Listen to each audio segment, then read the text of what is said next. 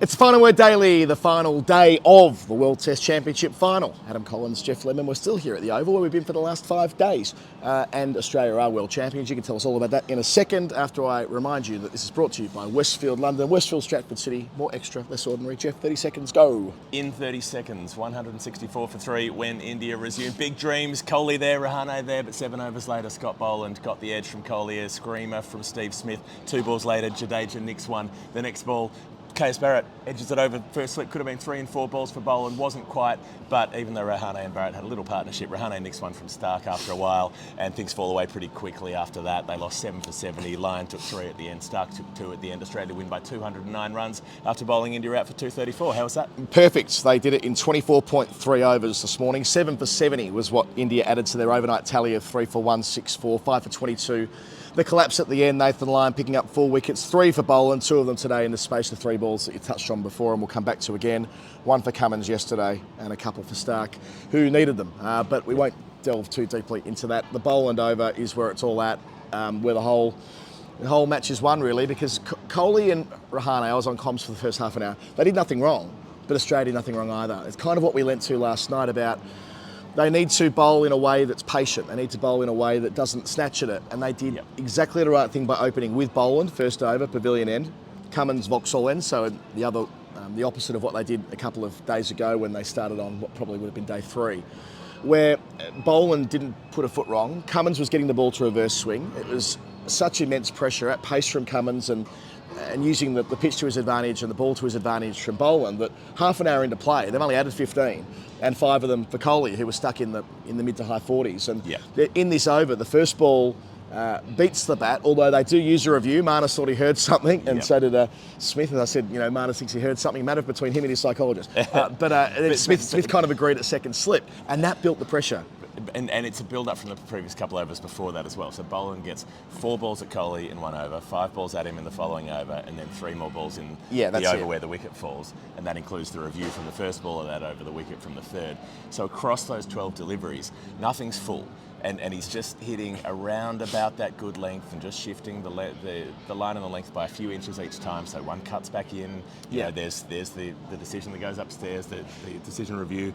Kohli's getting a little bit anxious about where the ball's going. He's having to think really hard, and then he sees the one that's a little fuller and a little wider. And it's not quite full and wide enough to cover drive, but it looks like it's full and wide enough to cover drive compared to everything else that he's got. So he plays the shot and he draws the edge. So Brat made a good point earlier when we were talking to him about this. Kohli getting an early boundary to get the crowd involved, and he couldn't. So he tried a few times to pierce the gaps through the offside, and that wasn't quite playing to him. So I see how it happened, right? So Boland, who was angling it towards Kohli and to Rahane to that point, changes his approach, mentioned the subtle grip movement. Television's done a great job of documenting this week how Boland only modestly changes his grip for a very different result. And these were the ones going the other way, change of tactics, and it pays off big time with Kohli out 3 balls later. So 2 balls after the failed review. What a catch from Steve Smith, who's made an art form of diving to his right in front of, fourth slip. He's taken that exact catch about 30 times in his career. I mean, I was right behind it, perfect viewing spot to see it. And it was like it was in slow motion, partly because I've seen this one before. We've seen Smith's fielding instrumental in an Australian victory at Indoor earlier this year with that catch around the corner at leg slip to get rid of Pujara, who was the man in possession that day. Well, it was Kohli today after his 7 boundaries we described last night. Just felt like when we got here today, said in the intro this morning, the overnight's a beautiful thing, right? Like, we had 16 and a half hours to think about what was possible with Kohli and Rahane and 444 and world records. And to rationalise it, to think, okay, so 300-ish away, if they put on, say, 220 together. Then required rate of 3.1, they're going at 4.2. We did everything, like as anyone who has an interest in Test cricket would, about seeing something spectacular today, but it was only ever going to take Kohli playing a false strike like that. Smith doesn't make a mistake, and then 2 balls later, Jadeja cops an absolute beauty from Boland round the wicket. Remember in the 05 Ashes, Flintoff did this to Gilchrist all the time, and it was seen as like a revelatory thing, a guy coming round the wicket on the angle, straightening it up off the seam after angling in. I mean, Boland did that exact thing to the other match winner in their lower half, Jadeja, and when those two were gone, the game was gone. Pretty much so. And then Boland, I mean, he's got an unexpectedly nasty bouncer as well. Yeah. He doesn't kind of go the top of the helmet sort of bouncer length. He comes up around the collarbone, up around the throat. And And that's what he did to Chaos Barrett as well, who gloved that one away. So the thing about the bursts, I mean, that's almost 3 and 4 balls for Boland. How is it that he does this? You know, like, I haven't written my piece today, but this is what I was thinking about writing about. You've got someone who's spent 10 years on the least responsive pitch maybe in the known world, unless you know, at St John's in Antigua, or maybe the SSC in Colombo, or probably the ones in the running for the MCG before they relaid the square and got things sorted out at the Melbourne Cricket Ground. Yeah. He spends 10 years banging a length at the MCG and taking a wicket probably every 15 overs or something.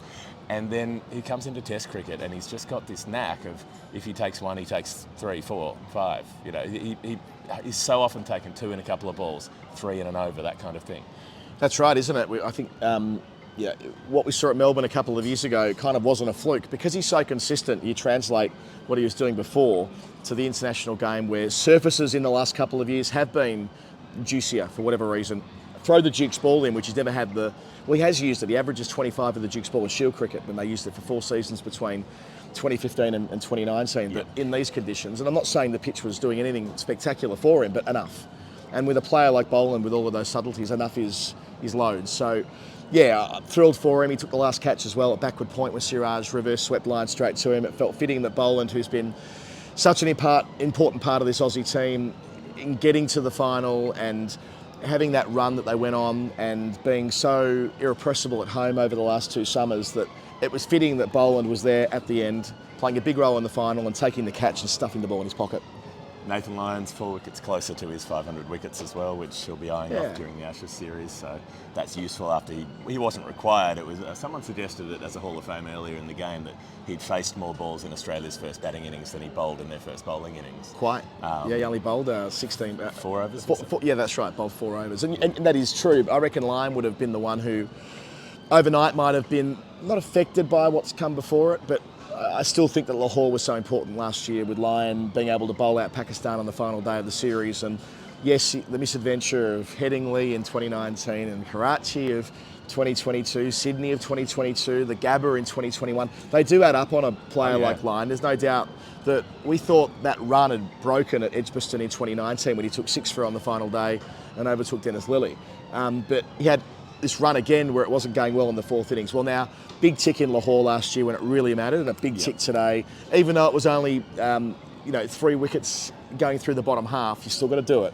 And Nathan Lyon getting wickets in the first test of what is a 6-week run of so much Test cricket, that'll be huge for his confidence. Big tick energy, and Mitchell Starc picking up a couple as well after he was expensive. I've heard Very a expensive, lot of people muttering about whether he'll be left out for the first Ashes test. I doubt that will happen. But, I think it comes back to this idea that he needed to play in a game. I reckon he'll be a lot better last week than having played in a game this week, which makes the Josh Hazlewood be better last week for having played this. That's some time travel stuff. Better next week. Haven't played this week. Sorry, Josh Hazlewood was bowling out in the middle just after the end of the Test match. He bowled 8 overs this morning and another spell elsewhere, and he's had a pretty decent crack this afternoon as well. So, getting the miles up in the legs, but as we touched on last night, there is a difference between net bowling and competitive cricket. So I reckon they might be a little bit worried about how they set up in week 1 if they went to... They want Hazlewood to be 100% fit, no concerns whatsoever, and bowling the house down every single day between now and the first test. Otherwise, I reckon it'll be the same attack next week. Yeah, there's a very, very good chance of that. I was interested to hear the comment from Rohit Sharma in the post-match where he said, we're disappointed, but we'll have to get ourselves ready for the next championship.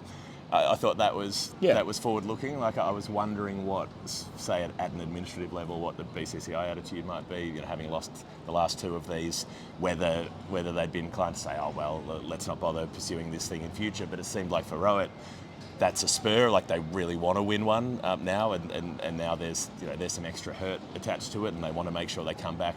I wonder if there'll be agitation for the final to say go to the top place. It'll be an Ahmedabad. It'll be an Ahmedabad, not this. The next one's already inked in for Lords. The one after that will be in Ahmedabad. I mean, it's the centre of cricketing power, and I know that Ahmedabad wasn't a snake pit. Which would be fine if it were, say, Sri Lanka playing the West Indies or whatever it is in that final. I'd like to see it. I'd like to see them decide the venue after the teams have qualified to make it the most neutral possible venue. Yeah, it's a good idea. But I wonder whether they'll go to a model of the top place team gets a home final, that sort of thing. I reckon this has been great. Neutral venue, yeah, sure, if England make it, it'll be a home test for them. But look, London is as neutral a place as you can get in world cricket. The Indian fans this week outnumbered the Australians, I don't know, 19 out of 20. Yeah. You know, and they made a hell of a noise today. We'll come back to that in my Hall of Fame nomination. They were brilliant. I mean, Harsha Bhogle said after the 99 World Cup, India have never played an away game since. And sure, the surface doesn't feel like home, but the atmosphere does. The way that they responded to Kohli walking out this morning does. So, yeah, I don't mind. Keep it here. Doesn't bother me too much. Be it here or Lords. Sure, there's some old world graduated privilege in that, I guess, given that Test cricket, cricket started here and so on, or at least in the way we know it these days. Well, but, I'll tell you the other thing for the ICC. If they hold it here, they can charge 200 quid a ticket, and if they hold it in Gaul, they're probably not going to be able to charge that much. That's true. So I just there's a lot more money to be This just felt really good the whole way through. It was a fabulous venue for a World Cup final. The Oval is the oldest Test venue in England. Yeah. I don't think it should be in Australia necessarily either, by the way. If you're going to pick one country and throw a dart at the dartboard, this is as good as any in terms of having that split of people, given it's such a cosmopolitan city. And I suppose the historical, come back to the place where it began kind of vibe, if you're into that sort of thing. I suppose if you're a Jubilee kind of cat. Shall we come to the Hall of Fame? Why not? The Final Word Hall of Fame is brought to you by Westfield London and Westfield Stratford City. The Test matches ended on day 5. We've already said that we cannot wait to make it out to one of the two, or maybe both of the two. Westfield's in London this week. We're going to roller skate from one to the other. Well, if we have to. Start in the roller rink at one Westfield, and hopefully there's one at the other Westfield. It might be. We're going to go to Copper Chimney. We're going to go Copper Hug at the Copper Chimney. Then we'll go to the Flippers Roller Boogie Palace. We'll do some putting at the Putt Shack. We'll go to All-Star Lanes for some bumper bowling. We've told you about this all week. We'll keep doing so. It's great to have Westfield with us throughout the series, and not only this week, but the Ashes Test matches as well. So the plan is that Jeff and I will start recording and shooting some stuff from there, which will be lots of fun and great to have them with us. Westfield.co.uk/United Kingdom/London. And what you will do is you will see everywhere you can eat, shop, play at Europe's largest shopping centre, London, Stratford City, Westfield. More extra, less ordinary. I'm going to go for a pretty ordinary effort for my Hall of Fame nomination today, which goes to KS Barrett, also to the other Barrett who's just tripped over a microphone lead and nearly knocked the tripod over in the background. KS batting pretty nicely with Rahane being there for a while, a couple of wickets fall at the other end, the tails getting themselves out, as they will do. But, you're there, you've got the chance. What was he on, 20, 30 by this point? You've got a chance to make a little score, have a little rod out at the end. He's got Mohammad Shami at the far end at this point, doesn't he? And he's facing Nathan Lyon, and he faces that. Was it 4 balls or 5 balls of the over? Yep. They bring the field up, and instead of just chipping a little single over the top, he's like, I'm going to try to hit one into space. I'm going to send one up to the International Space Station, where Colonel Chris Hadfield can stick his arm out the window and take a catch. Horribly sliced. It ends up with Lyon taking the court and bowl, just trotting away towards the offside of the pitch. Who was that Australian astronaut? Was it Andy Murray or Andy Roberts? Feels like Andy Roberts. The other Andy Roberts. The other Andy Roberts. Yeah. There's some mid-90s knowledge right on there. Yeah, that was. I don't even know. That was a big deal, wasn't it? Something. I think it was Andy. Maybe it was Andy Murray. I know it was a name that. It's got some sporting. Andy Murray plays tennis. Yeah, I know. But I think he also went to space. Not the same Andy Murray. Great bloke. Not the same. Not the same way KS Barrett went to space or tried to go to space. It was a very unpicturesque way to go at the end of towards the end of an innings, to extend the lunch break as well. Because if you'd faced a few more balls, they go to lunch. They annoy Australia. They come back after lunch. All the rest of it. Instead, I've already had a bite to eat. I had a curry already. Not as good as the curry I'm going to get at the Westfield we're going to go to, at the Copper Chimney. But, it's 2:20 at the moment where we're recording. Right now, it might have been 3:20. They could have dragged it out by another hour if he didn't play that shot. My Hall of Fame really relates to the crowd. The response to Kohli and Rahane when they walked out this morning was unreal. I mean, tickets were going for crazy prices. Last night I saw a couple on social media, like 500-600 quid. And I know that they didn't get what they hoped to get out of today. India knocked over in but they don't get a refund either, right? They don't get a refund either, that's correct. And even if they did, they're not getting the price they paid. They're getting the sticker price refund to the extent that is possible. But yeah, it was a huge response. They wanted Kohli to do it so badly. And Rahane, massive credit to him. He played 2 shots down the ground early today off Mitchell Stark. 2 drives down, just when they were rebuilding. There was a little time when Virat and Rahane were giving them reason to believe again. He ended up making 46, Rahane, but geez, he batted well, and he was gutsy with the broken finger. It was like a pendulum, as one of my co-commentators said, the way that he was driving down the ground. And I hope that, we said it the other night to an extent, but I hope this is the rebirth of Ajinkya Rahane. He's a fabulous cricketer. He's a gutsy cricketer. He's a what do you think? cricketer of substance. Do you think they'll stay with him? I mean, I think they will. He batted too well. Look, part of it will hinge on how Shreyas Iyer comes back, and when Rishabh Pant, fingers crossed, is available again. The configuration of the side with all of these things in mind, and I suppose their next major assignment will be against England in a few months' time. I'm not sure if they have anything. Oh, they've got the Windies. They've got the West Indies too, and so that's what's got me thinking. Well, if Rahane's not the future in a long-term sense. So and they've got, I mean, at least a dozen you could reel off players who would be pressing. I mean, there are about a dozen guys averaging 60 plus in Ranji Trophy at the moment. Sure. So you've got options. You've got. I think he's bought himself that. But it's whether it's necessary or whether you try to get your new gen in, send them for a couple of West Indies tests, get them settled in the team. I hope it's not the end. I hope this isn't a full stop for him. I hope this is the start of part 2, because we've seen his class. And I know that a lot of people really hate Ajinkya Rahane. I get that. I know there'll be comments in the replies today, usual aggression, about Rahane. That's standard practice whenever you talk about him. But he's been left out of the side, and as Harsha has been saying all week, it takes a fair bit of substance to go back to domestic cricket, playing in front of nobody, to rebuild your game technically, the way he's met the ball this week further back, to make an adjustment like that, to use T20 cricket, to play for CSK when he was moved on from his other club, and play in a title there, and maybe in some part that's informed his resurgence as a test cricketer this week. I'm not quite sure, but yeah, I hope there's more to that story. Well, yeah, I can also see it the other way, that this is a reasonable point to say it's the biggest game on the calendar, and having performed really well and played your heart out, it's not a bad time to say goodbye, but who knows. That's the final word Hall of Fame for Westfield London and Westfield Stratford City, more extra, less ordinary, and that's us as well. You can probably tell we're both absolutely knackered, but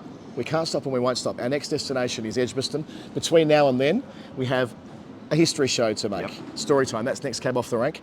Then a weekly show, which will be a bit of Ashes hype and some other bits and bobs on the way through. Then we'll have a Ashes Birmingham preview show. That'll be on Thursday. Then these will start again on Friday at Edgbaston. A great ground for Test cricket, as this ground has been as well. A brilliant host, the Kia Oval, through the week. That's it. Australia World Champions. They win by 209 runs. The first part of their mission is complete. And thank you particularly to the handful of reasonable people in the replies yesterday. We see you and we appreciate you. No. Good night. Night.